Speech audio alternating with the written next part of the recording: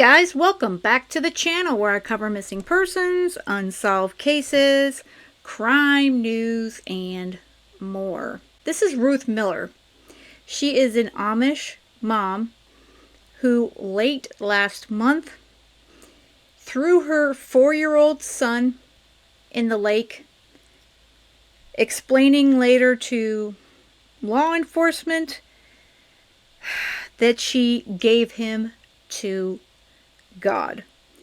And also her husband, he apparently took off in another sort of a mental situation, which we're learning this is a mental breakdown of sorts for Ruth.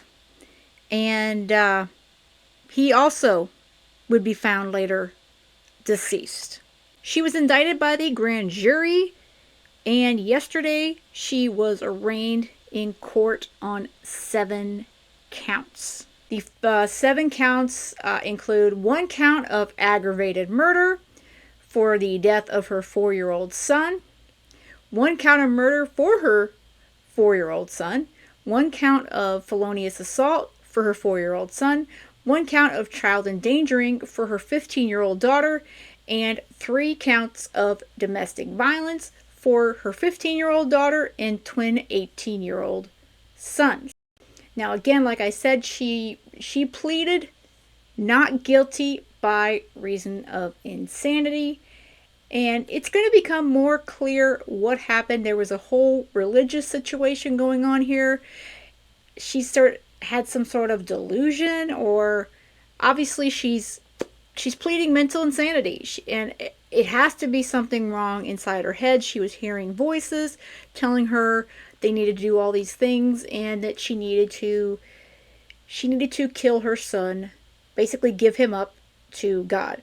So let's go through the body cam video, because this makes it really, really clear. She has some spontaneous utterances, and the press conference, the sheriff is amazing. He really explains this case very, very well. And I think that this woman has some real problems, guys.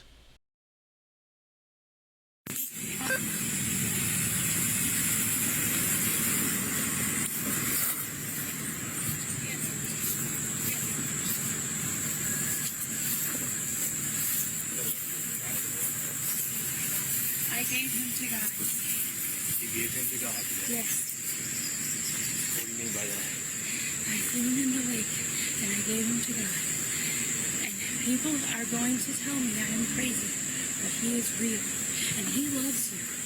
He really does love you. Alright, so this is obviously from Court TV, their feed off of, well, their video anyway. She is telling this deputy, now they are still a little confused here, okay, because there's 2 sons, and she has a 15-year-old daughter, and then she had a 4-year-old son. They were confused because she says, I did it, I threw him in the lake, I gave him to God. And then she says they're gonna think I'm crazy, but I'm not crazy.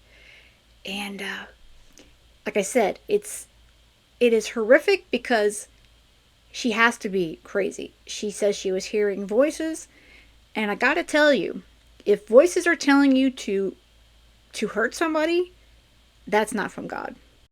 He loves you. And I doubted him. I doubted him so many times. But I am to tell you, he is coming soon. He is coming very soon. Prepare your hearts. The end is close. And I'm for sure supposed to tell you that he does love you. Okay? Ma'am, can you explain to me what happened? Who did you throw in the water? I gave my son to God. Your son? Yes. Where's your husband? He went for a walk this morning. And you haven't seen him He since? didn't ever come back. And we went to the boat, and his clothes were there. And God told me he's in the lake, and a fish swallowed him.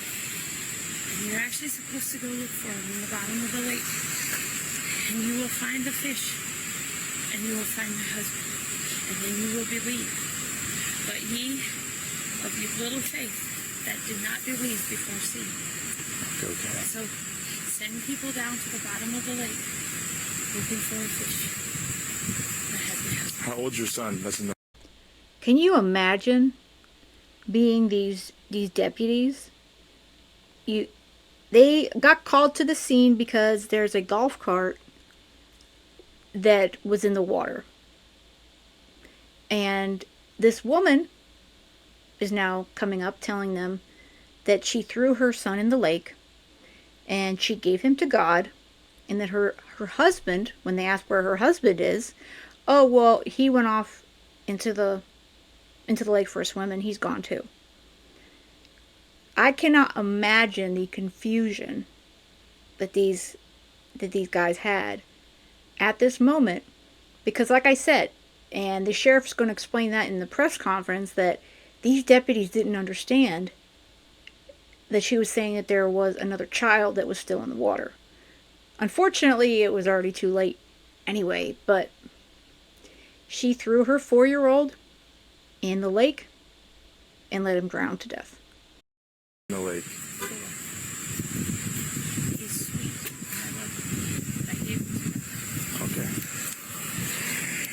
7/9/40 Central. We're out with the mother. She is advising that she threw her 4-year-old son in the lake to give him to God.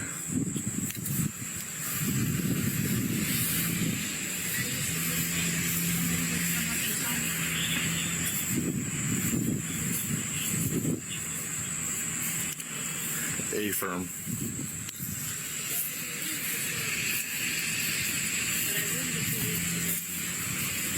So he literally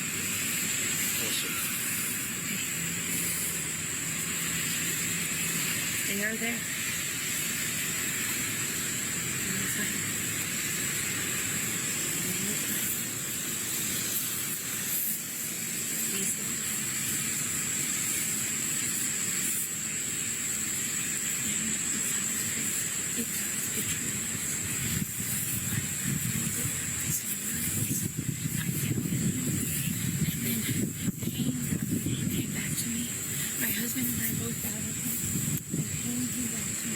I need to know where your husband's at.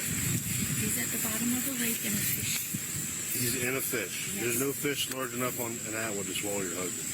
He's at the bottom of the lake in a fish. Okay. I thought your husband went for a walk. Yeah, and then we came to the boat, and his clothes were laying on the boat. Okay. Tan Yeah. pants and cream shirt and flip-flops. Do you have a cell phone? It's in the camper. It's in the camper. Where's your camper at? I think it's, Area 3? I think so. Yeah. It's like a tanish camper. It's a tannish camper. You don't know what lot number it is? No.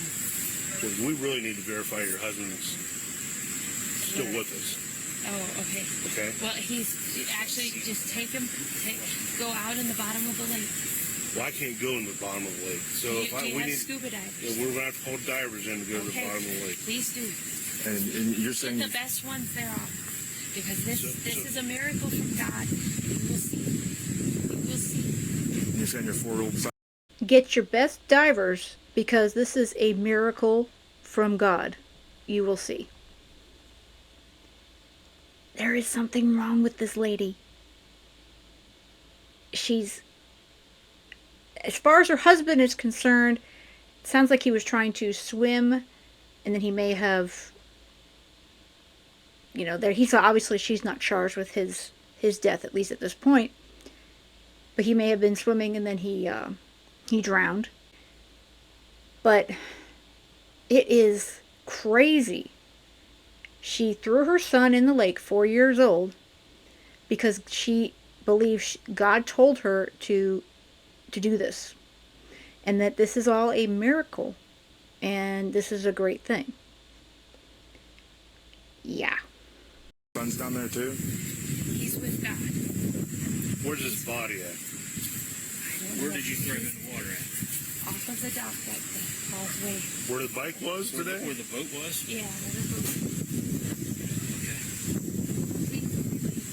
I know. When they're supposed to be ones coming out there. I think there was one. Does anybody have a glass of water? We can get you water. Please.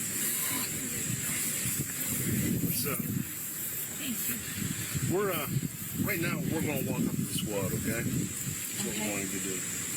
We're going to put you in the back of the squad. You will find my husband. Okay, but you're going to sit down in the back of the squad for us, okay? Can I actually just sit with my children and have water? Yeah, we can bring your children over. I would love a glass of water. Let's go up in this squad over Well, here. my children are here. We'll bring them over in a minute. Let me go check you out. Yeah, we're gonna get it. Kyle wants to go get you one.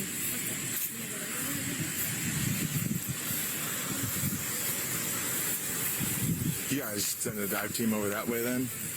Yeah, we're going to They're supposed to bring one in over Which dock is that so I can tell my dispatch? That's cluster dock, the center cluster dock. Center Or cluster. on the causeway. Causeway center. Causeway Center Cluster Dock. 7940 Central.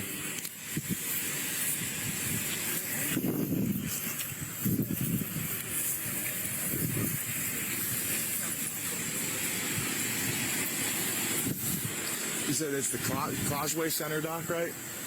Causeway center. Causeway Center Dock. 7940 Central.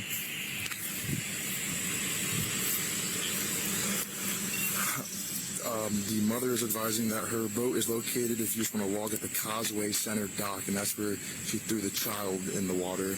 She's also now saying that the husband's in the water. If you just want to log that and notify the dive team, the Rangers are heading over that way right now.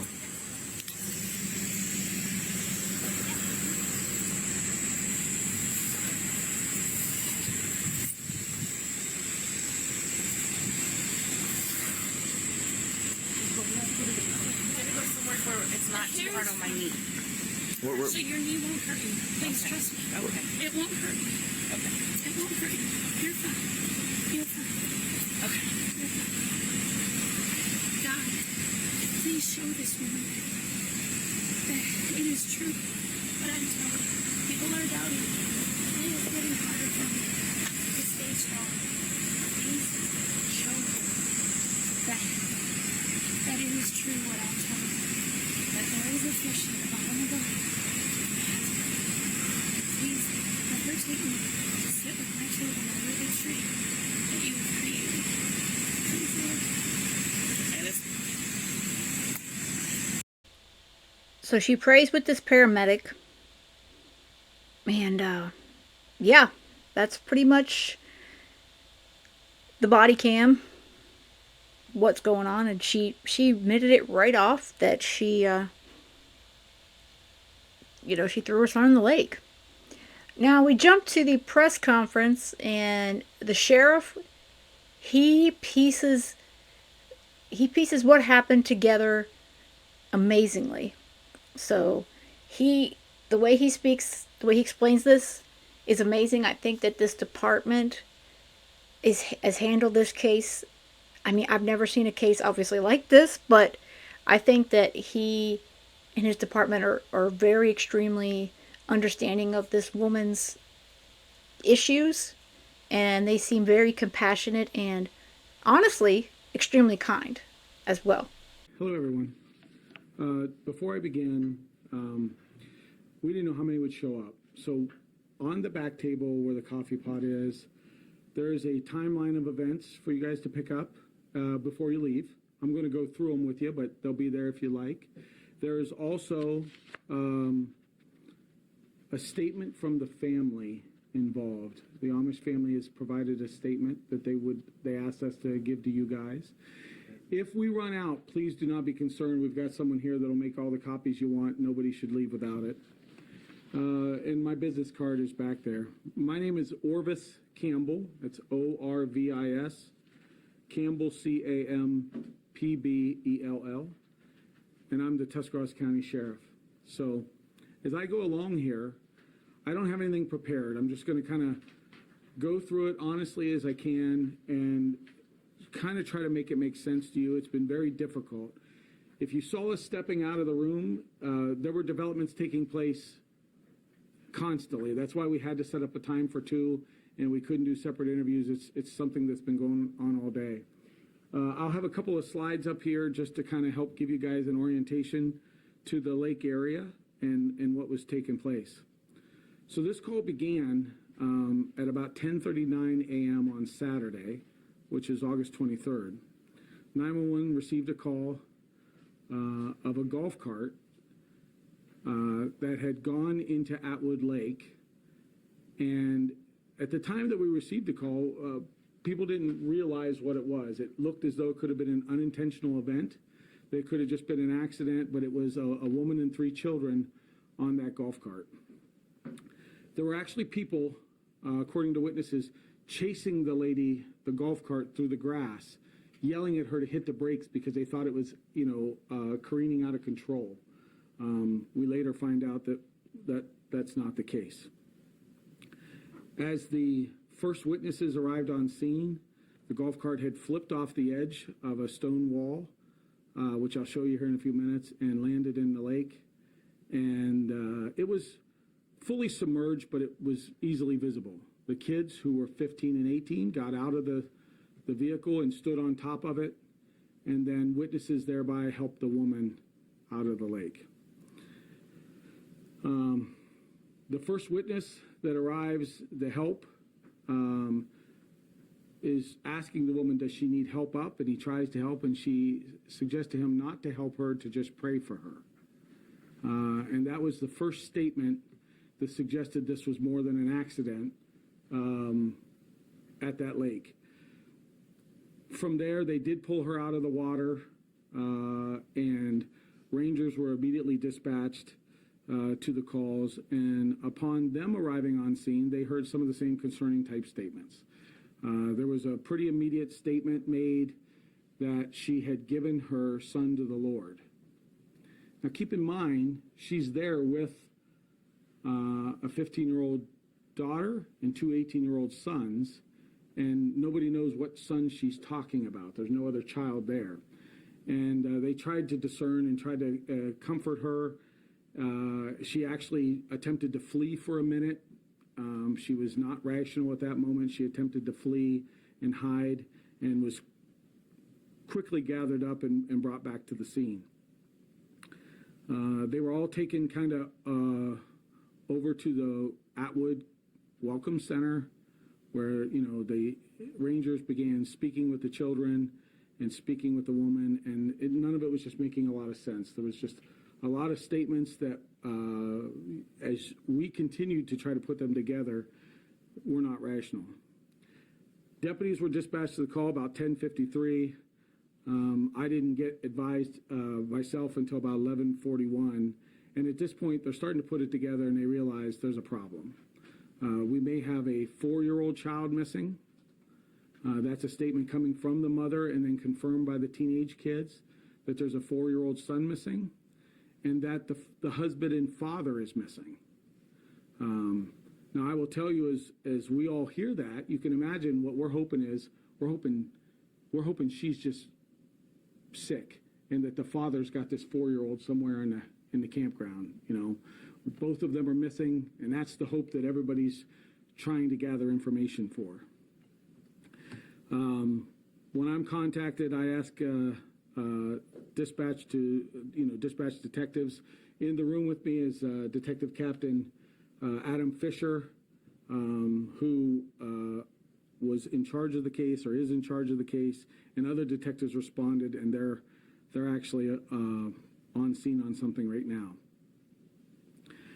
So we begin searching and trying to delineate her statement. Now, there was a lot of confusion initially about where these parents were, where the father was, where the 4-year-old was, and then she began to express more that she had thrown the child in the water to give that child to God. But we didn't know where in the water. It's a big lake. It's a lot of places. We didn't know if it was there where the cart had taken place. If you could bring up the first slide. This is a big picture prepared for us by our friends over here at Muskingum Watershed. And the main portion of the lake, when you come in, before you enter the actual park, there's a big marina here and a restaurant. It's pretty well known. And we'll leave this up later if people want to come up and take close-up photos, whatever you want. But she actually drove this golf cart right between these two buildings, and it hit a stone wall there that makes a barrier of the water, and it flips into the water. That's how the call starts. And to be honest with you, it was reported as an accident. That's how the call came into 911, as an accident. Later on, through some discussions, we learned that the individuals had a pontoon boat that belonged to a family company, and it was on an area that we call the Causeway, or is called the Causeway, and it's labeled there as dock.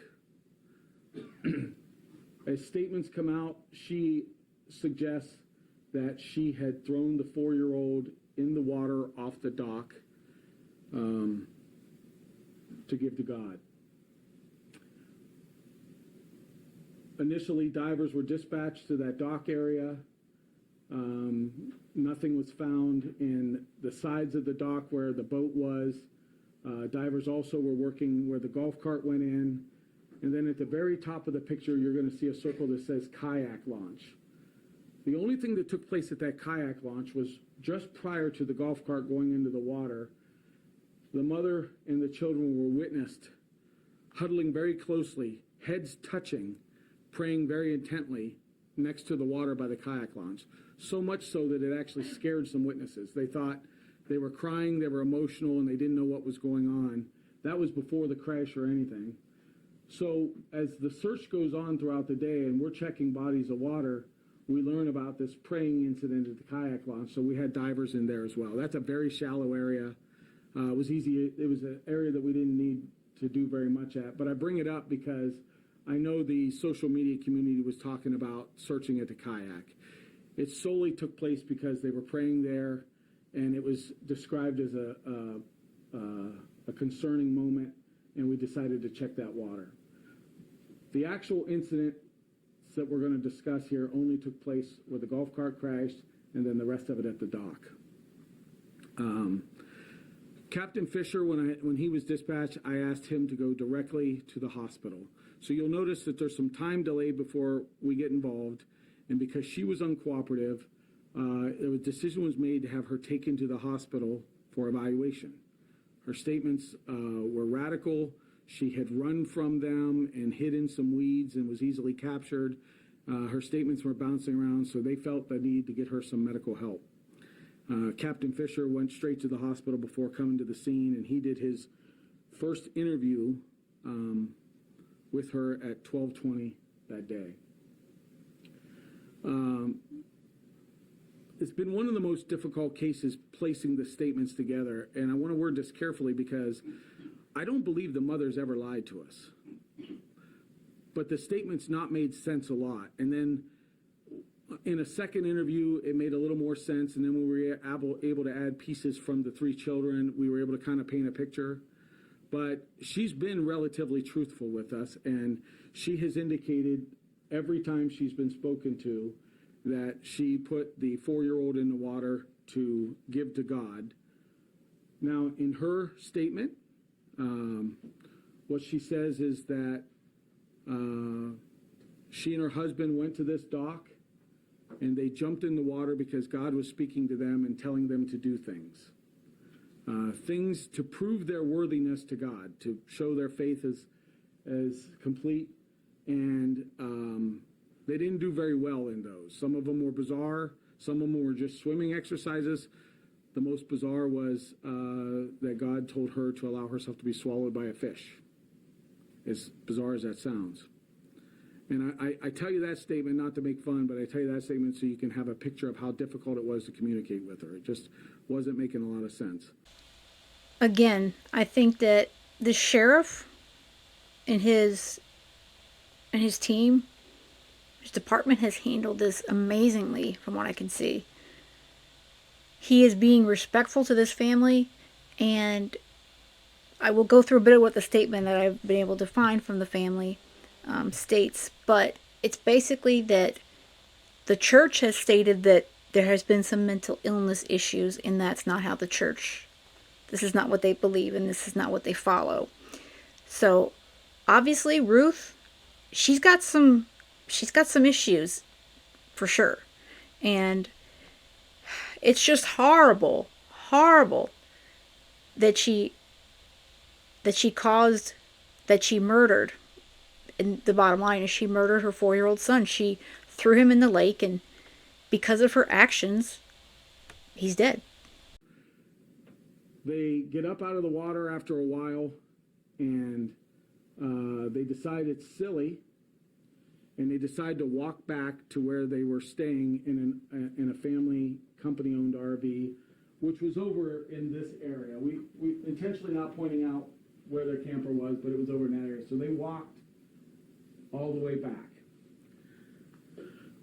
When the husband got back to the house, according to the wife, he felt very disappointed in himself because he didn't do very good in his task because he didn't have enough faith. And he turned and immediately said, I'm going back to the lake to swim to the sandbar. Now, the sandbar, I'm not a lake expert, guys, but the sandbar is way over here somewhere. And he's on this little dock. His brother had told us he could swim, but he wasn't a strong swimmer. And she said he left their RV again at about 5:30 in the morning after getting right back home. Keep in mind, he hasn't been asleep at night, and he's heading back there. For the longest time, we weren't sure if that was true. We didn't know if we could believe her statement.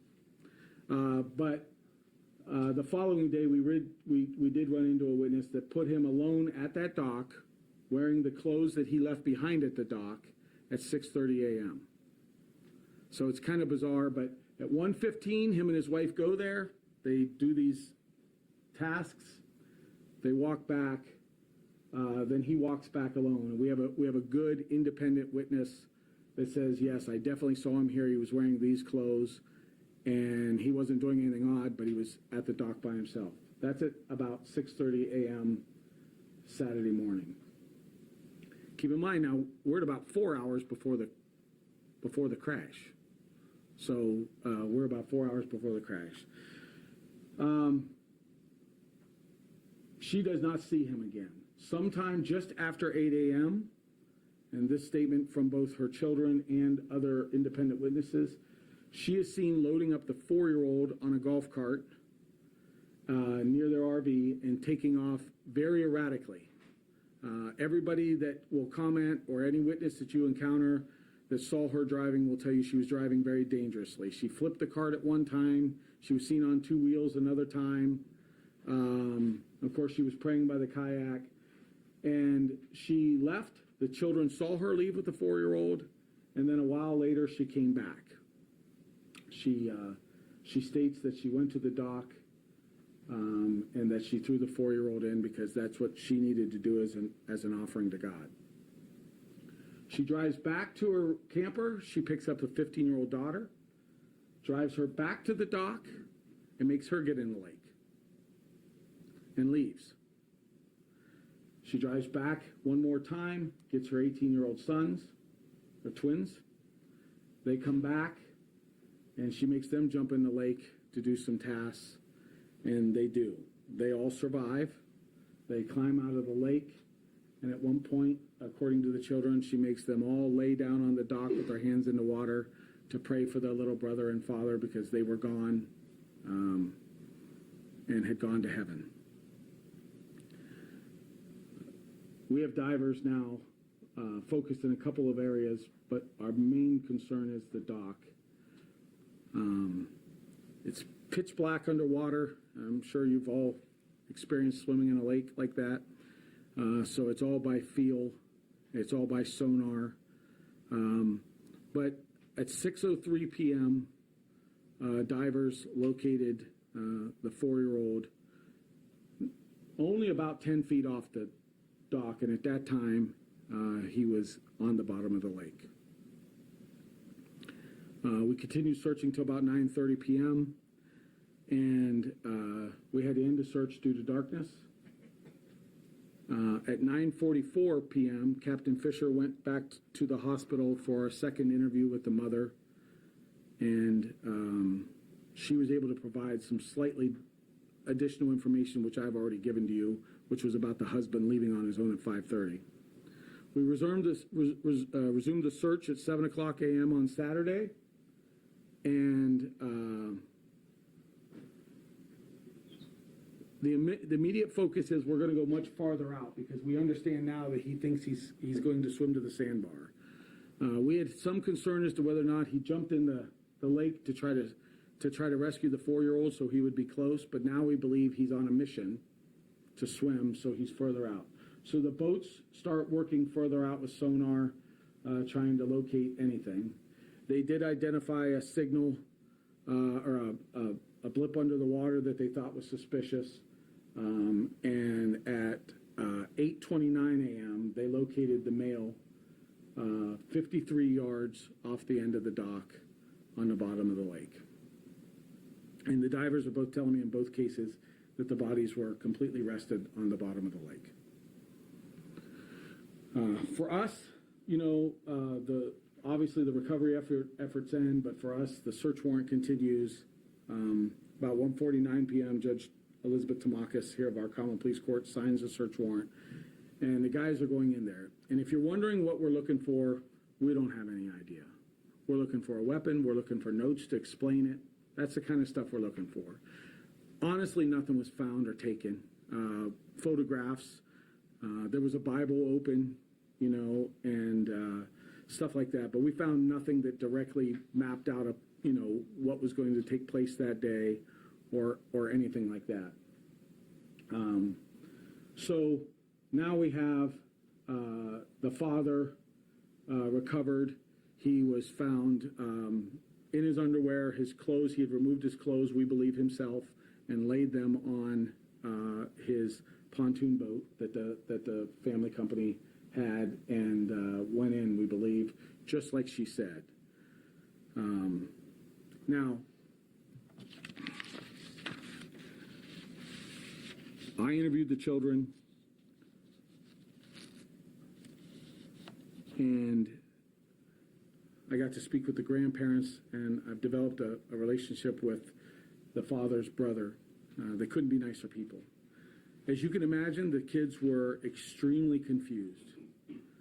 I can tell you their mindset was that whatever their mother and father says is the way it is. They don't question anything. So when they were told to jump in a lake, they jump in a lake. And that, as a parent of great kids, that's still difficult for me to imagine. I just can't imagine my kids not questioning me, but that's how they're raised, and when you meet them, you can immediately identify that's how they operate. They would try to give us information, but couldn't stop crying. They kept focusing on the fact that they were praying for their dad and little brother, and it was tough to get the information from them because much of what they were given us, they were only told by their mother, so they took it as truth. And then when we would separate, listen, were you told that or did you see it? We got, you know, we got a little further. The kids were then, you know, by law, we would involve Job and Family Services. That took calls to both Tuscarawas and Holmes County because the family resides in Holmes County. And with our blessing and thanks, they were able to release those kids, you know, to the family over there. And we have complete confidence that this family will take excellent care of them. The family will tell you that, you know, in their own statement, but we're aware of some issues with especially the mother, but also the father. But there were never any discussions of harming anyone. They had some you know, religious beliefs. What we recognize is this: she was clearly in mental crisis, no doubt about it. You talk to every witness or every first responder, she was in mental crisis, and it just simply manifests itself in what we call a spiritual delusion. Outside of that, I'm not going to try to speak to it because you can look at me in this uniform and know I'm just not qualified. I'm not a mental health professional, I'm not a doctor, and we'll let those people do that. She's remained cooperative with us up to yesterday, and at this moment, she's still in the hospital. So I know that I'm going to end here, fully expecting a bunch of questions at the end, and we'll try to answer everything we can, and I'm going to introduce Dr. Jeff Cameron here so he can release his portion, and we'll go from there. Again, excellent statement by the sheriff, Sheriff Campbell. The coroner, he's coming up next, and then I will go through. Well, I'm not going to actually play yesterday's hearing. I will just play what one of her attorneys had to say. Thank you, Sheriff Campbell. It's quite the story and exceedingly tragic. I am the Tuscarawas County Coroner, Jeff, Cameron. Rachel, if you want to pass out the media releases. Everything I'm going to say is on this release. We should have enough copies for everyone. On August 23rd, 2025, the Tuscarawas County Coroner's Office was notified by Tuscarawas County 911 at approximately 6 p.m. that the body of a child had been recovered from Atwood Lake near the campgrounds. He was pronounced dead at the scene. He has been identified as Vincent Miller, 4 years of age, of the Millersburg, Ohio area. The following morning, Sunday, August 25th, at approximately 8:30 a.m., our office was notified that the body of the suspected father of the boy had been located at the same location. He was also pronounced dead at the scene. He has been identified as Marcus J. Miller, 45 years old, of the Millersburg, Ohio area. The bodies of both of these individuals have been taken to Cuyahoga County Medical Examiner's Office for autopsies. The incident is still under investigation by both our office as well as the Sheriff's Office. The cause and the manner of these two deaths is pending until completion of the autopsies and completion of the investigation. And this is the obituary for 4-year-old Vincent Lane Miller. And I wish they had a photo up of him, but at this point I'm not seeing any, unless there's some on the tribute wall. We do get to learn a little bit about him through this obituary. It says he was the son of Marcus J. and Ruth Miller of Winesburg, and they say he tragically died on Saturday, August 23rd of 2025. He was such a sweet-natured and innocent child that lit up the room wherever he went. He will be dearly missed by his sister and brothers, grandparents, cousins, uncles, and aunts. So it looks like, it says in addition to his mother, he's survived by his twin brothers, his sister, paternal grandparents, and maternal grandparents. And then, of course, they listed his father, Marcus, preceded him in death the same day. And it looks like he was also preceded in death by his grandmother, Emma Alma Yoder, and cousin Justin Miller.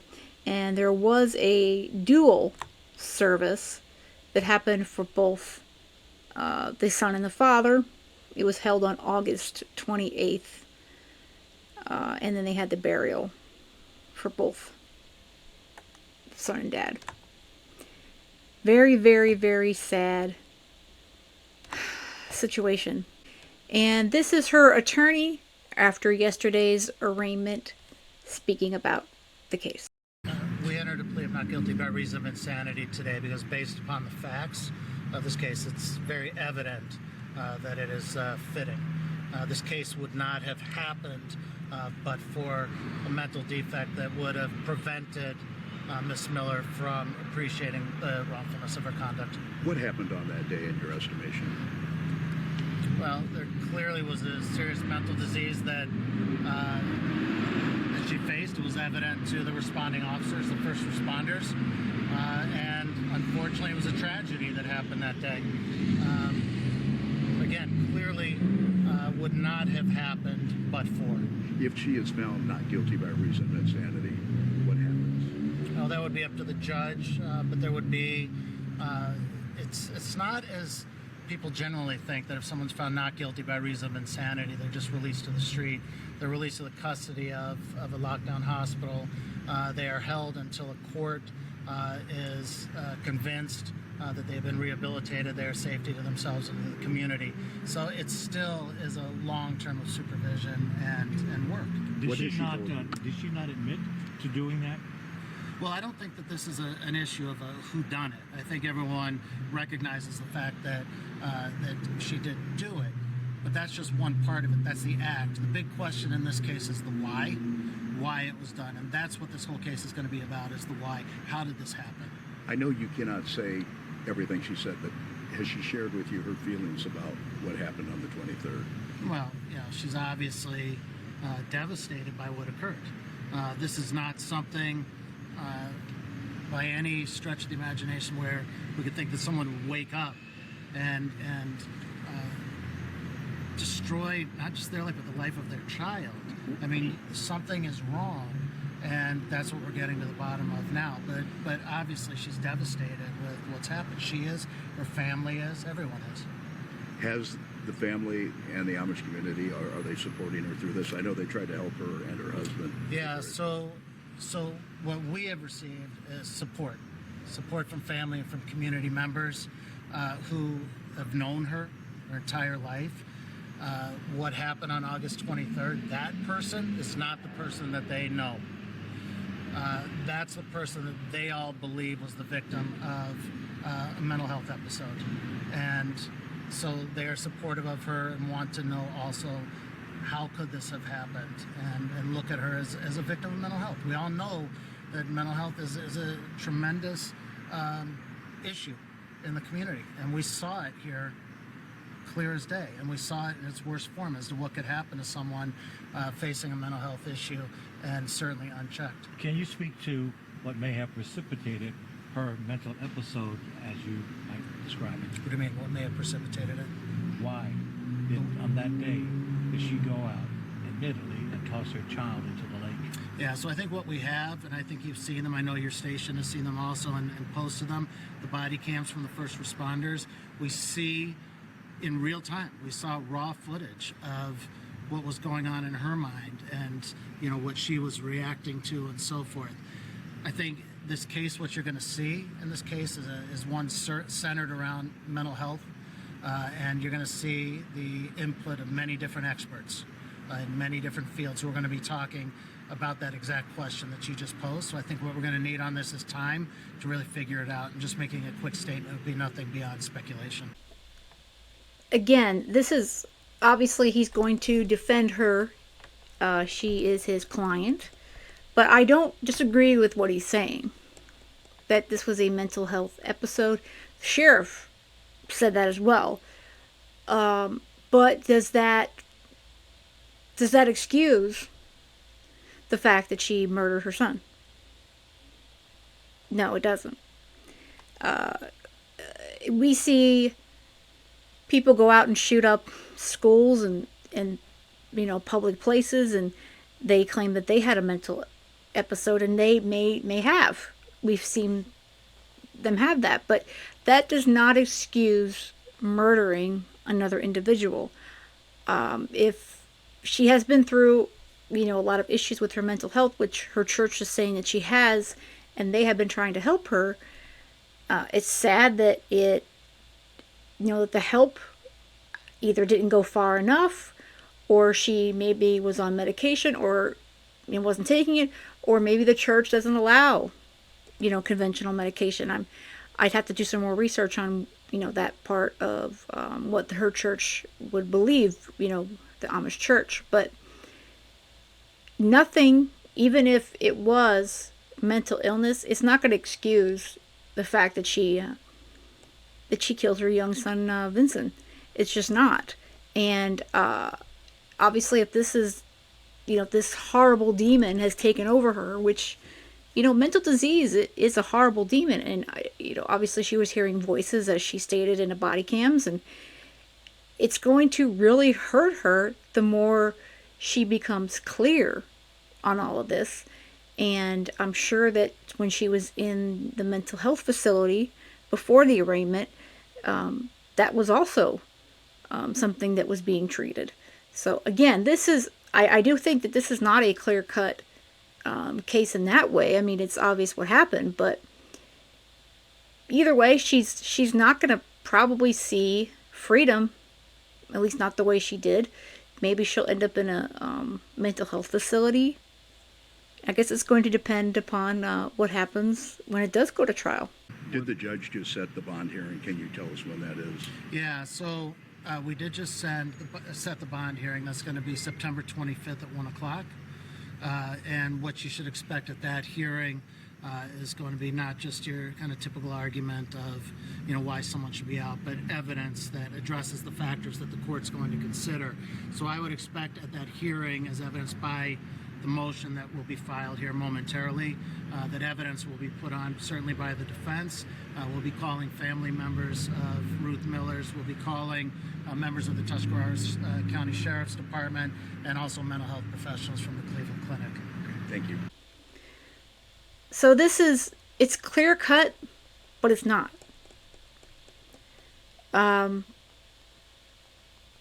Like I said, she murdered her son whether or not she was in her right mind. It's still murder. She still was the reason her son lost his life. But let me know what you guys think in the comments, and if you would like me to continue to follow this case. And with that said, I hope you have a great rest of the day, and most of all, stay safe.